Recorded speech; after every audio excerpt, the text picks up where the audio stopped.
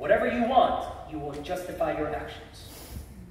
But if you have people in community who love you and care for you, they may be able to speak truth into your life, speak angles that you might be blindsided by. So, I would leave this discerning process.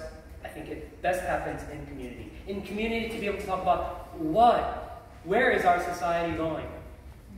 Some things I see about our society. It is growing ever so perverse and evil. And it is growing ever so individualistic and lonely.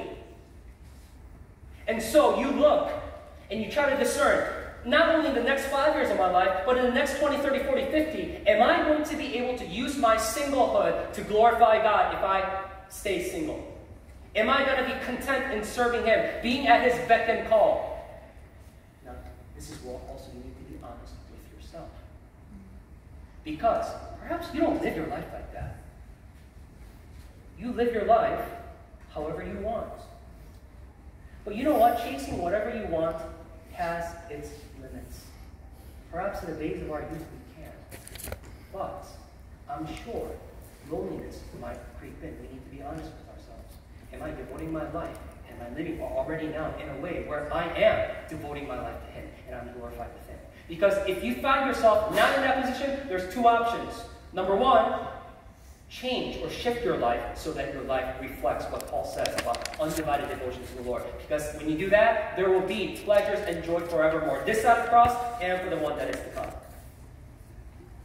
But if you feel like, and if you're being honest with yourself and you're thinking, well, no, I've just been busy. I've been chasing careers, but now things are slowing down and I do foresee that I will be lonely. Then we also need to have a shift. A shift that says, I desire to be married. And do what is necessary to meet people. Do what is necessary to be able to match up with the one that you will be married to. That leads me to the second category. And I've already been talking about it. What if you desire, I'm on board, I want to get married? Well, we need to shift our focus in who we are looking for, I think. And we're going to get more of this next week. But if I am one who is looking forward to the life that is to come as my ultimate joy and hope, and if marriage is all about how we can point to that goal together, then you've got to find another Christian who shares that same viewpoint. Or else, just friction. And it's not a marriage that shows the glory and the beauty and the mystery of Christ in the church. It's just going to be a mystery of you both fighting for what you desire, but under the same roof. So I want these two to be some guidelines that we think. There's got to be a discernment process. In light of where our society is going, am I going to best glorify my God, fully devoted to Him, as a single man or woman, or as a married man or woman? Lastly, we all, whether you're married or not, okay? By the way, married people, you're not off the hook. Okay?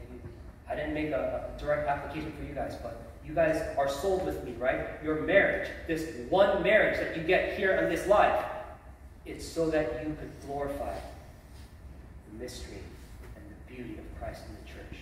So dance well, work on your marriages, and let it be on display. Don't so privatize your marriage as mine. But it's for the benefit of those who view your marriage, for the glory of Christ. We as a church, let us live eschatologically. What that means is let us hone our hunger for the life that is to come. This is not it. This is not all. There is more, greater joy.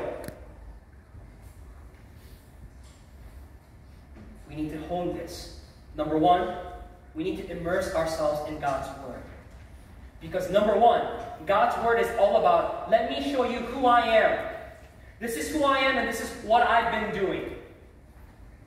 Now, we sometimes have a tendency of reading God's Word to see, who am I? Show me how I should live. And to illustrate this best, I have a picture of Banff National Park in Canada.